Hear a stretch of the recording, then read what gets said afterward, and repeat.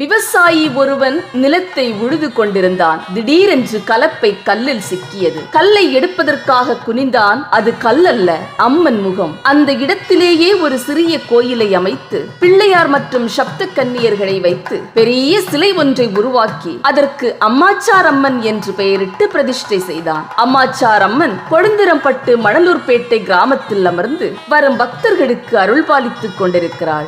சிந்தாமணி கிராமத்தில் குப்பாண்டி மற்றும் பொன்னுத்தாயி வசித்து வந்தார்கள். இயற்கை எழில் நிறைந்த தென்னந்தோப்பு அவர்களுக்கு சொந்தமாக இருந்தது. தென்னந்தோப்பின் ஒரு பகுதியை சரி செய்து பயிர் விவசாயம் செய்யலாம் என நினைத்தார் குப்பாண்டி. வளர்பிறை பார்த்திருந்து கலப்பையை பூட்டி ஏர் உழ ஆரம்பித்தார். உழுது கொண்டிருக்கும் போது கலப்பையில் ஒரு இடத்தில் ரத்தம் படிந்திருந்ததை பார்த்தார். நல்ல பாம்பு அடிபட்டு விட்டது என பயந்து கண்ணை மூடி கடவுளை பார்த்து பிரார்த்தனை செய்தார். அந்த சமயத்தில் மனைவி பொன்னுத்தாயி மதிய உணவுடன் தோட்டத்துக்கு வந்தாள். கலப்பையில் ரத்தம் படிந்திருக்கிறது என்றார் குப்பாண்டி. ஒரு நீட கம்பை எடுத்து தட்டி பாருங்கள் என்றாள் பொன்னுத்தாயி. தட்டி பார்த்தான். ஒரு அழகிய கல் துண்டு கீழே விழுந்தது. அந்த இடத்தை தோண்டி பார்த்தார்கள். ஒரு அழகிய அம்மன் சிலை கிடைத்தது. வலது தோளில் வெட்டுக்காயம். காயத்திலிருந்து ரத்தம் பீரிட்டு பாய்ந்தது. வானிலிருந்து ஒரு அசிரீரி, நான் தான் அழகு நாச்சி அம்மன், எனக்கு ஒரு கோவிலை கட்டி கும்பிட்டால் உங்கள் குறைகளை தீர்த்து வைப்பேன் என்று சொன்னாள்.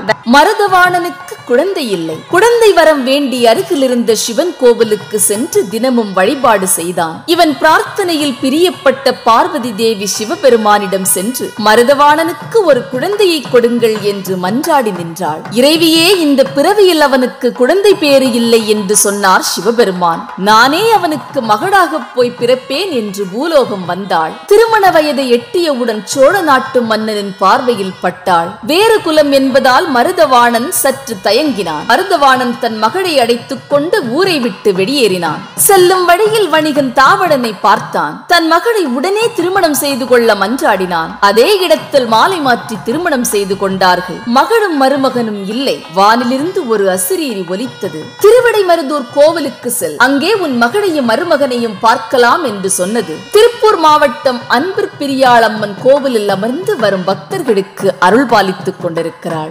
ஸ்ரீவில்லிபுத்தூரில் வடபத்ரசாயி ஆலயம் இருக்கிறது. விஷ்ணு சித்தர் ஆலயத்திற்கு பணிவிடை செய்து கொண்டிருந்தார். ஒரு நாள் காலையில் துளசி தோட்டத்திற்கு செல்லும் போது 5 வயது சிறுமி அங்கு கிடந்தாள். விஷ்ணு சித்தர் என்ற பெரியாழ்வார் குழந்தைக்கு கோதை என்று பெயரிட்டு வீட்டுக்கு கொண்டு வந்தார். மனிதருக்கு மனிதர்கள் மேல் காதல் வருவது இயற்கை. ஆனால் இந்த கோதைக்கு வடபத்ரசாயி மேல் காதல் வந்தது. அவரை எப்படியாவது கணவனாக அடைந்து விட வேண்டும் என கடுந்தவம் புரிந்தாள். ஆயர்பாடி பெண்களில் நானும் ஒருத்தியாக மாற வேண்டும் என நினைத்தாள். மார்கழியில் நோன்பிருந்தாள். தந்தை இறைவனுக்கு கொண்டு செல்லும் மாலையை தான் கழுத்தில் அணிந்துவிட்டு கொடுப்பாள். கண்டித்தார் விஷ்ணு சித்தர். கனவில் வந்த வடபத்ரசாயி கோதை அணிந்த மாலையைத்தான் எனக்கு சூட்ட வேண்டும் என சொல்லி மறைந்தார். நீ பெருமாளையே ஆண்டு விட்டாய், அதனால் நீ ஆண்டாள் என்று அழைத்தார். விரதத்தை முடித்தாள் ஆண்டாள். விஷ்ணுவின் உத்தரவுப்படி ஸ்ரீரங்கம் சென்று அவருடன் கலந்து விட்டாள். பாளையங்கோட்டை சமாதானபுரத்தில் ஓலை குடிசை ஒன்றில் அன்னை பராசக்தியை பிரதிஷ்டை செய்து வழிபட்டு வந்தார்கள். திடீரென்று ஒரு நாள் அந்த ஊரில் கொள்ளை நோய் பரவத் தொடங்கியது. கொத்து கொத்தாக மக்கள் மடிந்து விழுந்தார்கள். பார்த்து பயந்த ஊர் மக்கள் ஒரு முடிவுக்கு வந்தார்கள். ஓலை குடிசையில் இருந்த அம்மனுக்கு படையலிட்டு வழிபடத் தொடங்கினார்கள். பாதிக்கப்பட்டவர்களில் பலரும் படை வீரர்களாக இருந்தார்கள். படையலிட்டு வழிபட வந்ததால் வெள்ளைக்காரர்களின் அணிவகுப்புக்கு போக முடியவில்லை. கோபத்தில் வெகுண்டெழுந்த வெள்ளைக்காரர்கள் அந்த அம்மன் சிலையை துப்பாக்கியால் சுட்டார்கள். அம்மன் சிலை சுக்கு நூறாக நொறுங்கி கீழே விழுந்தது. சில நாட்களுக்கு பிறகு சுட்டவனின் வீட்டில் அத்தனை பேருக்கும் கொள்ளை நோய் வந்தது. பயந்து போன துரை அன்னையின் திருவடிகளில் சரணடைந்தான். அன்னையின் பெருமை அண்டை ஊர்களுக்கும் பரவத் தொடங்கியது. காலங்கள் பல கடந்தன. பாளையங்கோட்டையில் சிவன் கோயில் ஒன்றை கட்டினார்கள். அந்த கோயிலில் இந்த அம்மனை பிரதிஷ்டை செய்தார்கள். ஆயிரத்தம்மன் என்ற திருநாமத்தில் வழிபடத் தொடங்கினார்கள். நன்றி.